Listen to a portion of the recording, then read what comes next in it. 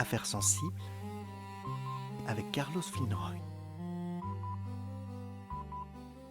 Aujourd'hui dans Affaires sensibles, quand une ritournelle pluricentenaire cache un complot à vous défriser les moustaches.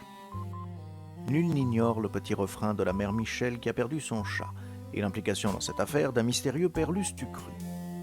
Mais là où certains n'y voient qu'une comptine, d'autres, comme notre invité, y voient l'origine d'une société secrète, à l'image des Templiers ou de la franc-maçonnerie, qui promouvrait la supériorité de la culture beauf. Le personnage du père Lustucru a traversé 5 siècles d'histoire avant de devenir l'emblème d'un fabricant de pâtes aux œufs frais. Est-ce le simple fruit du hasard et de la nostalgie? Ou nous cacherait-on un système tellement vaste qui nous échapperait? Détient-il le chat de la mère Michel? Et si oui, pourquoi commettre cet acte atroce? Notre invité aujourd'hui, l'historien franco-italien Alessandro Gnocchi, auteur de l'ouvrage Lustucru, moi oui, aux éditions de la Prise de Tête. Il étudie les ramifications du mystère Lustucru depuis son choix d'un récit d'invention sur ce thème aux épreuves du baccalauréat. Affaires sensibles, une émission de Carlos Filnroy, diffusée pas en direct, récit documentaire Carlos Filnroy, rédaction en chef Carlos Filnroy, chargé de programme Carlos Filnroy, réalisation Carlos Filnroy. Au secours, aidez-moi, je recrute toujours.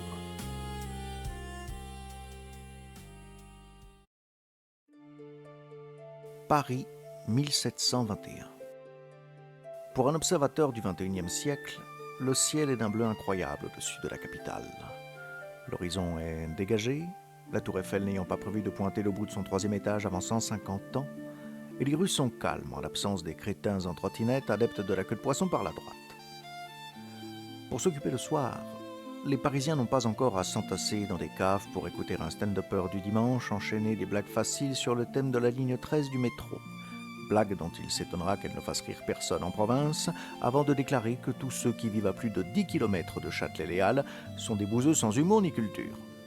Non, à cette époque, on se retrouve au Troquet, autour d'un pianiste qui aura passé sa journée à faire le tour des camelots de grand voyage, ramenant des partitions de toute l'Europe. Les musiciens de taverne sont, à la manière des DJ, toujours à la recherche de nouveaux airs à faire chanter en chœur à leur public aviné d'un soir. Mais au milieu de ce silence, comparable à celui qu'occasionne une vanne sur le RERB dans un café-théâtre berrichon, un cri déchire soudain l'atmosphère. La mère Michel, résidente bien connue du faubourg Montmartre, s'époumonne à sa fenêtre avec horreur. Pépite, son petit charron et compagnon de toujours, a disparu aussi soudainement qu'un date à qui l'on s'est offert le premier soir. Mais un voisin la rassure, le père Lustucru, qui lui confie à demi-mot qu'en échange d'une récompense, il se pourrait que celui-ci réapparaisse aussi rapidement que ce même date après qu'il se soit fait larguer par une autre. On entend même une sorte de malice dans sa voix. Il se pourrait bien que ce soit lui qui détienne l'animal, mais il reste vague. Nul ne sait si la mère Michel est sans sou ou juste coquine. Toujours est-il qu'elle promet en récompense un langoureux baiser de sa personne. Le père Lustucru revient lui annoncer que devant le peu d'attrait d'un French kiss de Rombière, Pépite aurait été vendue, troquée contre un lapin. Les camelots de passage adaptent cette anecdote en chanson et dans les PMU, c'est un banger, comme disent les jeunes. Mais si quelque chose vous semble improbable dans ce récit, vous avez levé un lièvre. Non, ce n'est pas l'échange qui est en cause. D'ailleurs, toute personne sensée devrait échanger son félin contre cet autre compagnon câlin à poil doux, qui certes n'assimile pas le concept de litière, mais sait respecter vos choix de vie, tel l'achat d'un canapé en cuir à grands frais, et nous ne parlons pas ici du marchand de fruits et légumes surcoté. Non, ce qui est troublant, c'est la mention du père Lustucru, qui, d'après des gravures et des témoignages d'époque, a connu son heure de gloire en tant que vieux forgeron en 1660, 61 ans plus tôt. Il est impossible qu'il s'agisse de la même personne, l'espérance de vie humaine ne permettant pas de catnapper un animal agile à plus de 90 ans. Un âge où même chanter est une épreuve à la fois pour soi et son auditoire, comme le prouve ce single, enregistré par l'ex-doyenne du monde Jeanne Calment, alors âgée de 121 ans.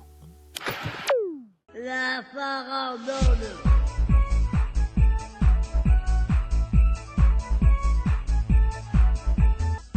Quand j'étais petite fille,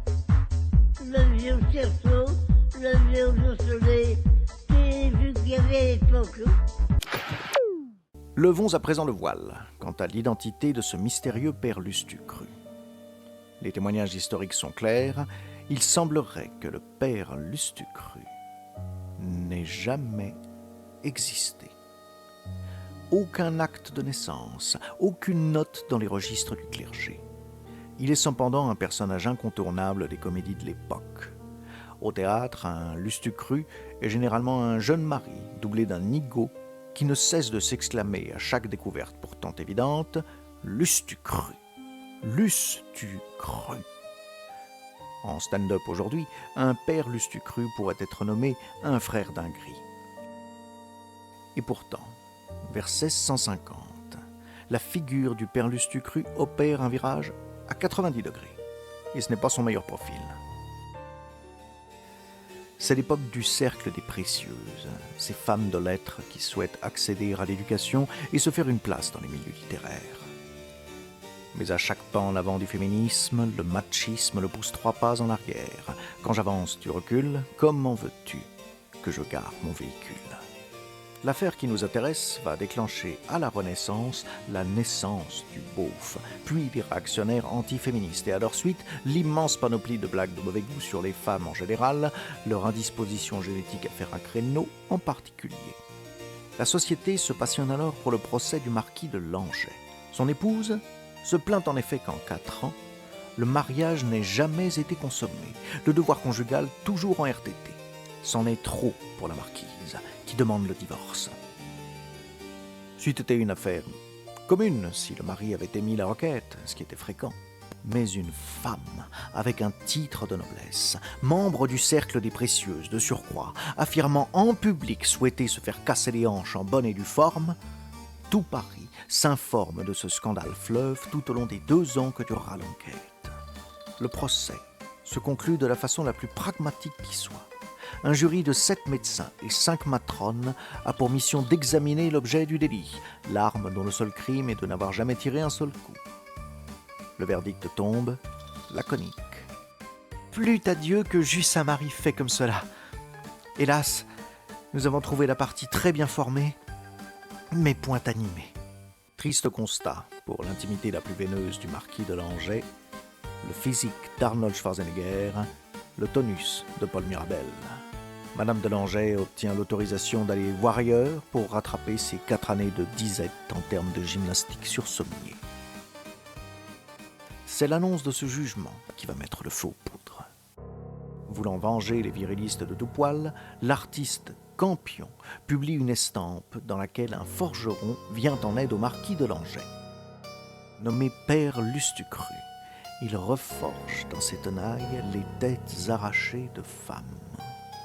Dans un encadré, on peut y lire « Père Lustucru, opérateur céphalique, une femme sans tête, tout en est bon.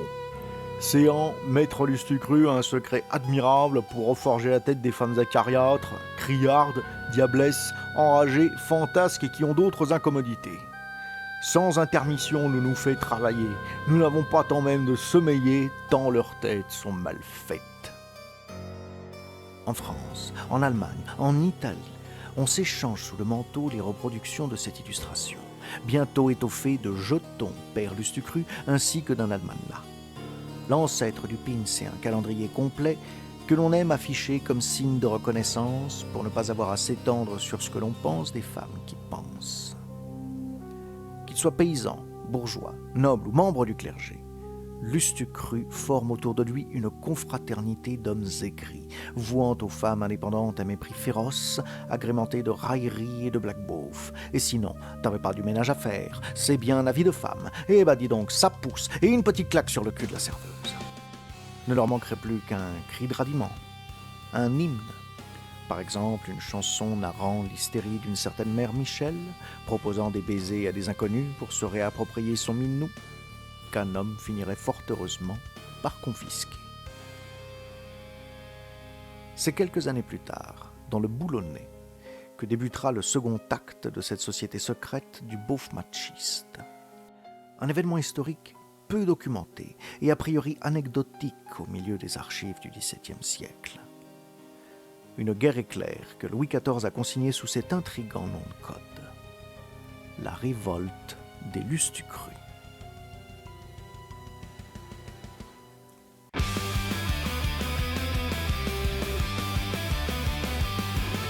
C'est la mère Michel qui a perdu son chat, qui crie par la fenêtre, à qui le lui rendra? C'est le père Lustucru qui lui a répondu: allez la mère Michel, votre chat n'est pas perdu. Sur l'air du tra la la la la, sur l'air du tra la la la la, sur l'air du tra tra la. C'est la mère Michel qui lui a demandé: mon chat n'est pas perdu, vous l'avez donc trouvé? Et le compère Lustucru qui lui a répondu: donnez une récompense, il vous sera rendu. Sur l'air du tra la la la la, sur l'air du tra la la la la, sur l'air du tra tra la.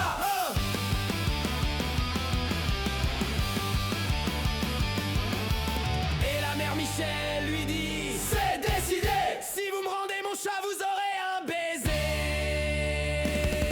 Et le compère Lustucru qui n'en a pas voulu lui dit: pour un lapin votre chat sera vendu. Sur l'air du tra la la la la, sur l'air du tra la la la la, sur l'air du tra tra la la. Affaire sensible avec Carlos Filnroy. Boulogne, 19 mai 1661. La France sort tout juste de la guerre de 30 ans. Située au carrefour du conflit, la province du Boulonnais est soumise chaque année à un impôt supplémentaire de 30 000 livres pour soutenir l'effort militaire. La paix enfin proclamée, les habitants se projettent, imaginent les dingueries qu'ils se permettront avec ces deniers supplémentaires, une escapade gourmande à Virvigne, un stage d'art du cirque ou, pour les plus aventureux, un plein carnet de chèques vacances. Et tandis que les Boulonnais composent dans leur esprit la Wonderbox de leurs rêves, arrive un cavalier, fièrement escorté, un collecteur des impôts. Celui-ci leur annonce, l'air grave, que, la guerre étant terminée, ils n'auront plus à s'acquitter des 30 000 livres de soutien au conflit. Mais il les informe par la même occasion de la création d'un nouvel impôt, la subvention du Boulonnais et de quartier d'hiver d'un montant de 30 000 livres. Tiens donc, la pilule est difficile à avaler. Songez que l'on vous annonce, après avoir posé vos congés, devoir faire l'impasse sur un week-end insolite dans une yourte en Sologne, en temps de guerre, d'accord, mais en temps de paix.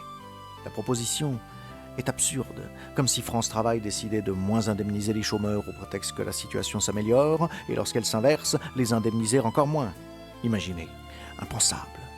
La colère gronde, enfle, et 200 Boulonnais s'assemblent pour le marteler « Non, nous ne paierons pas ».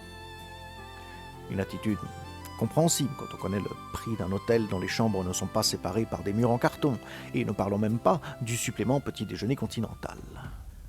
Pour mater la révolte est envoyé Jean-François de Trémollet de Boucelli, gouverneur d'Arras, accompagné de 250 cavaliers, 15 compagnies d'infanterie et 4 pièces de canon.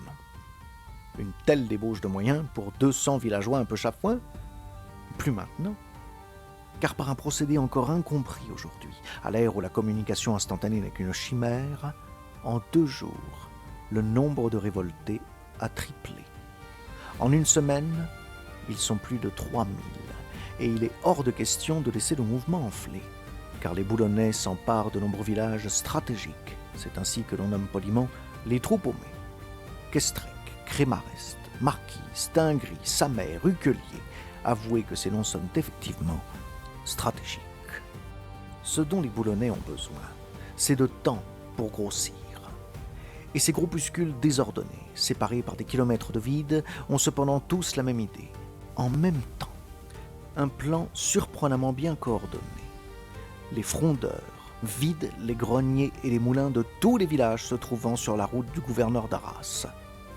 Tels de petites truffes de Jean-Luc Delarue, ils ne laissent pas un grain de farine. Sans rien à manger sur le chemin, l'oppresseur est forcé d'attendre longuement à la maison qu'on lui livre les vivres nécessaires venant de très loin. Un précieux temps perdu, sans compter celui que prend la confection des pique-niques pour toute une armée. Les glacières sont pleines, l'assaut de la région est enfin donné. Mais là où le roi pensait aisément giflé quelques fermiers récalcitrants, surprise encore, les paysans se sont depuis alliés à de riches bourgeois et à de puissants nobles qui les attendent de pied ferme. Pire encore, l'un d'entre eux leur ouvre les portes d'une forteresse dont ils n'avaient plus d'utilité. En 2 semaines, une manifestation de mécontents, un bête rond-point de gilets jaunes en somme, devient une armée 15 fois plus grande, prête à en découdre dans un relais château de Boulogne. Une armée qui va tout de même se prendre, passez-moi l'expression, une déculottée monumentale. Qui aurait pu prédire que 3000 guignols assemblés à la va-vite dans un Airbnb de luxe allaient se prendre la peignée du siècle face à une armée de métiers lourdement équipée? La guerre est perdue en une demi-journée et l'on se gausse à la cour du roi où se jouent les championnats du monde de sarcasme. Ah, ces niais de Boulonnais mal dégrossis ont perdu. L'eusses-tu cru? L'eusses-tu cru? C'est ainsi que la révolte de Boulogne est devenue la révolte des l'eusses-tu cru. En tout cas, c'est la version officielle. Car comment expliquer, avant même l'invention du télégramme, ce rassemblement instantané de personnes issues de toutes les couches de la société? La déception engendrée par l'annulation d'un séjour Thalasso à Center Park ne suffit pas à déclencher ce genre de mouvement. Mais la réactivation d'un réseau dormant d'activistes masculinistes, d'une société secrète de beaufs, cela expliquerait tout. Qu'y a-t-il de plus irritant pour un beauf que la suppression inopinée de son week-end annuel de camping à Melun? Il suffit de quelques pianistes de taverne pour faire circuler l'information sous forme de chansons. La mère Michel a survécu à l'épreuve du temps, mais combien d'autres ritournelles encore contenaient en filigrane des informations cachées sur l'organisation du mouvement? Les l'eusses-tu cru sont punis avec virulence, condamnés aux galères, exécutés, suppliciés sur la roue. Leur nombre diminue drastiquement et l'on perd toute trace d'eux, plus d'1 siècle de silence radio.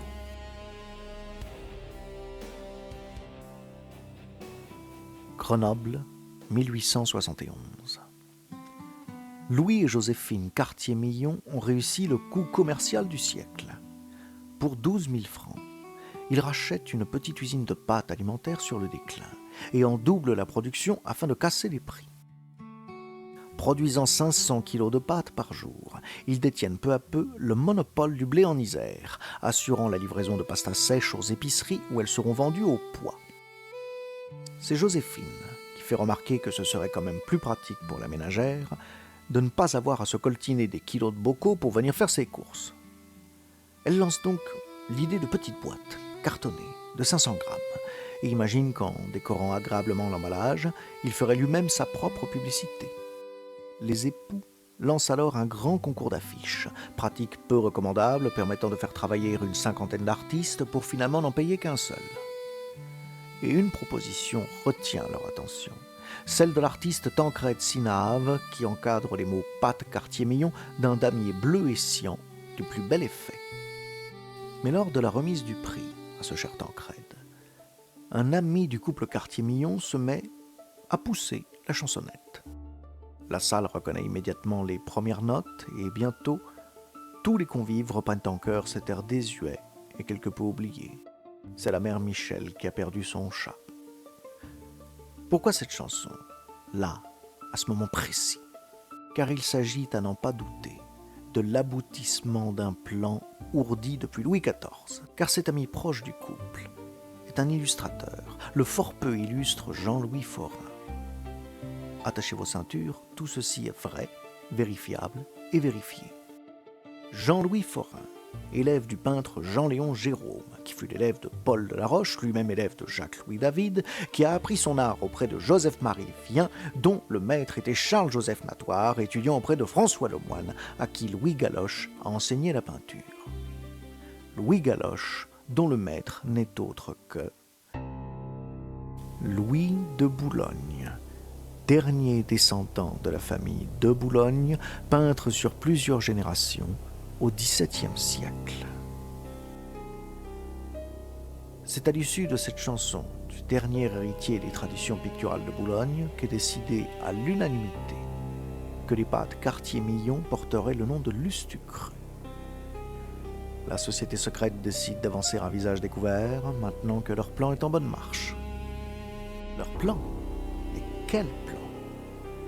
Le même que 4 siècles plus tôt, venger la virilité du marquis de Langeais, redonner aux hommes l'amour du beauf, et enfin rabattre leur caquet aux précieuses qui leur ont causé tant de tort. Les Lustucru frappent fort pour faire asseoir leur idéologie rétrograde. Le damier façon Napacao traditionnel, les publicités représentant des femmes trop idiotes pour faire cuire des pâtes, que l'on infantilise en leur ajoutant des sachets cuisson et autres gadgets pour leur simplifier la vie, comme si faire bouillir des oreillettes les amenait aux confins de leur capacité cognitive. Et le beauf dans tout ça? Distinction disparue aujourd'hui, les pâtes Lustucru étaient auparavant déclinées en 2 sous-marques. Les pâtes Mère Michel, des pâtes sèches sans œufs, et les pâtes Père Lustucru, fraîches, de meilleure qualité, et qui, elles, contiennent une belle paire de bons gros œufs frais. Des œufs puissants, virils et fonctionnels, car comme le dit leur mascotte, Germaine, il n'y a pas d'œufs fêlés chez Lustucru. On entendrait même qu'il n'y a pas de fêlés, ES, de folle dont la tête mériterait une petite révision, à la forge du bon père Lustucru. Le groupe semble se préparer à la guerre, en répétant le modus operandi qui aurait pu les mener à la victoire sous Louis XIV, la main mise sur l'alimentation et le rationnement de guerre. Quartier-Million n'a en effet de cesse d'absorber ses concurrents, Rivoire et Carré, les semouliers Cohen-Scali, même Panzani, tous regroupés dans une même holding nommée Pasta Corp, dont le siège social est en 2002 installé sans surprise à Boulogne-Billancourt. Une seule question reste en suspens. Durant toutes ces années, qui détenait véritablement le chat de la mère Michel? La réponse est livrée avec espièglerie par les héritiers Lustucru. À la mort de leurs parents, les enfants Cartier-Millon se partagent leur empire. Le cadet, Albert, reprend les rênes de l'entreprise, maintenant indispensable aux assiettes du monde entier. Quant à Félix, l'aîné, il rachète à son tour une usine sur le déclin de Grenoble, une chocolaterie.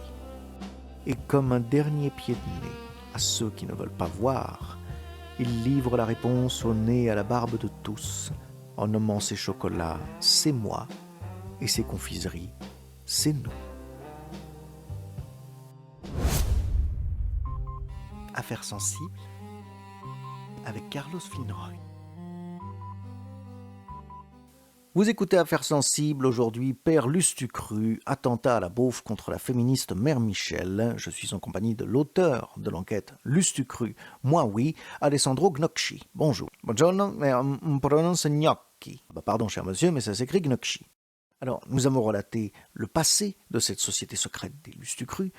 Je voudrais m'attarder avec vous sur le volet contemporain de cette affaire. Alors, les Lustucru sont-ils toujours parmi nous et ont-ils des projets dont on devrait s'inquiéter? Eh bien, la confrérie des bofs misogynes ne s'est jamais aussi bien portée. Elle a pris des pouvoirs même à l'international, car vous en parliez rapidement dans les récits, mais les Lustucru, condamnés aux galères au XVIIe siècle, ont profité du voyage pour s'implanter aux États-Unis, où ils sont très représentés, notamment grâce à M. Trump, qui est lui-même un Lustucru. Donald Trump serait un Lustucru. Il y a quand même beaucoup de preuves qui vont dans ce sens, oui. Est-ce qu'il y a d'autres personnalités comme ça dont on ne soupçonnerait pas qu'elles appartiennent à ce groupuscule? Oui, et bien plus qu'on ne le croit, quasiment tous ceux qui se sont opposés au mouvement MeToo, donc Harvey Weinstein, Jeffrey Epstein, encore Puff Daddy Stein. Et depuis les réseaux, il y a également la communauté incel, les célibataires involontaires qui ont déjà plusieurs féminicides de masse à leur actif sur le sol américain. Et plus près de chez nous, il reste encore des Lustucru français. Oui, c'est une frange moins dangereuse, moins portée sur la misogynie, mais plus pour les renouveaux de la culture beauf, avec notamment Patrick Sébastien, qui est à la tête de la loge française et qui ne s'en cache pas, comme il l'a encore démontré à son concerto au Cap d'Agde. On trouve également Tex, Olivier Desbenoît, Jean-Paul Rouve, qui gère la propagande avec les touches, Gérald Darmanin, un beauf sous couverture. Oui, on a récemment aperçu lancer les lacs du Connemara dans un karaoké. Comment est-ce que je peux reconnaître un Lustucru en 2025? Est-ce qu'ils ont, je ne sais pas, des signes distinctifs, une poignée de main secrète peut-être? Déjà, toute personne qui connaît un large répertoire des chansons paillardes est suspecte, car l'histoire a montré que c'est leur mode de communication crypté des références. Il y a toute une liste de personnes à éviter absolument. Déjà, toute personne qui porte une coupe moulée, toutes celles qui ramènent des cotillons en soirée, les propriétaires de citadines qui pratiquent le tuning et la clientèle des restaurants Buffalo Grill et Côte Paille. Mais ces lustres crus, au final, sont-ils vraiment une menace? Parce que des beaufs qui financent, disons-le simplement, des barbecues entre couilles avec l'argent de la vente de coquillettes, il n'y a pas de quoi s'alarmer. Mais vous dites cela parce que vous n'avez pas remarqué qu'ils sont déjà passés à l'action.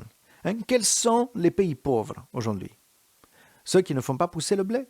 On est passé à pas grand-chose d'une putsch en 2020. Patrick Sébastien annonçait déjà l'année précédente dans une chanson difficile à décrypter, Les Sardines, qu'ils allaient bientôt passer à l'action. Regardez comme les dates elles concordent. Janvier 2020. Il sort une chanson nommée On dégoupille.